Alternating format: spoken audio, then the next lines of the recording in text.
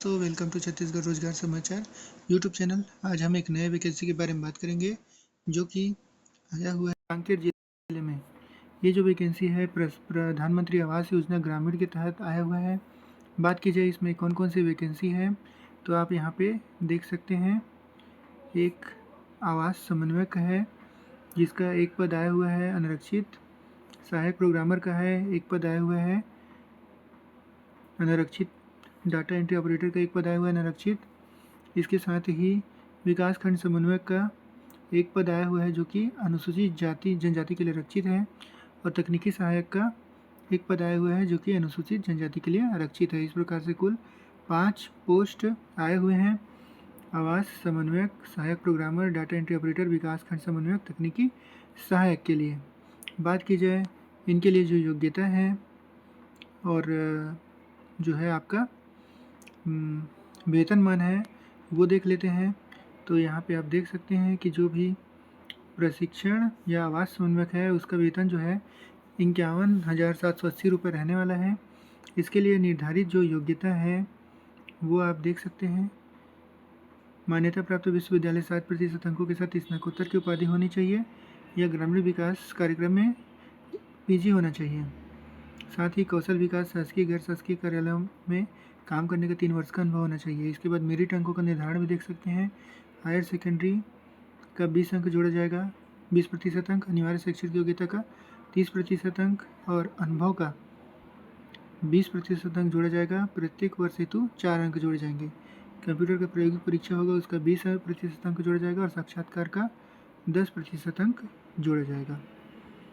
इसके बाद यहाँ पे कुछ प्राथमिकताएं भी हैं, जैसे उच्च शैक्षणिक संस्थाओं में कार्य के अनुभव को प्राथमिकता दिया जाएगा। निर्माण कार्य से संबंधित प्रशिक्षण कार्य को प्राथमिकता दिया जाएगा। पंचायत एवं ग्रामीण विकास विभाग के अंतर्गत प्रशिक्षण कार्य को प्राथमिकता दिया जाएगा।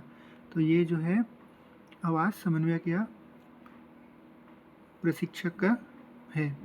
आगे देखते हैं सहायक प्रोग्रामर का जो वेतन होने वाला है वो 35,165 होने वाला है।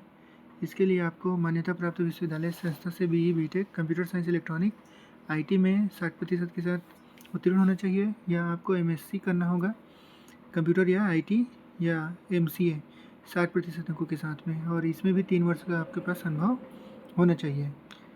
सेम है हायर सेकेंडरी परीक्षा का 20% अंक जोड़ा जाएगा। अनिवार्य शैक्षणिक योग्यता का 30% अंक जोड़ा जाएगा और अनुभव का 4 अंक प्रति वर्ष के हिसाब से 20 अंक जोड़ा जाएगा। कंप्यूटर परीक्षा का 20% अंक जोड़ा जाएगा। साक्षात्कार का 10% अंक जोड़ा जाएगा। इसमें भी कुछ प्राथमिकताएं हैं दोस्तों, जैसे प्रधानमंत्री आवास योजना ग्रामीण में कार्य अनुभव को प्राथमिकता दी जाएगी। अगला डाटा एंट्री ऑपरेटर है। डाटा एंट्री ऑपरेटर का जो पेमेंट रहने वाला है वो 23,350 होगा। इसके लिए आपको स्नातक की डिग्री होनी चाहिए या मान्यता प्राप्त विश्वविद्यालय से मंडल से 10वीं परीक्षा उत्तीर्ण और छत्तीसगढ़ राज्य के माध्यम मान्यता प्राप्त पॉलिटेक्निक संस्था से मॉडर्न ऑफिस मैनेजमेंट का डिप्लोमा होना चाहिए। इसके लिए भी जो निर्धारित अंक है वो हायर सेकेंडरी का 30% अंक, शैक्षणिक योग्यता का 30% अंक, अनुभव का 4 अंक प्रति वर्ष के हिसाब से अधिकतम 20 अंक और कंप्यूटर प्रायोगिक परीक्षा का 20 अंक। इसमें भी जो है प्रधानमंत्री आवास योजना ग्रामीण में कार्य अनुभव वाले को प्राथमिकता दी जाएगी।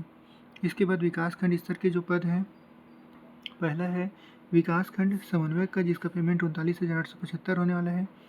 इसके लिए आपको मान्यता प्राप्त विश्वविद्यालय संस्थान से BE BTech 60% अंकों के साथ उत्तीर्ण होना चाहिए या मान्यता प्राप्त विश्वविद्यालय संस्था से न्यूनतम 60% अंक के साथ स्नातकोत्तर की उपाधि होनी चाहिए। इसी प्रकार इसमें कम से कम 2 वर्ष का शासकीय गैर शासकीय कार्यालयों में जो है योजनाओं में कार्य अनुभव होना चाहिए।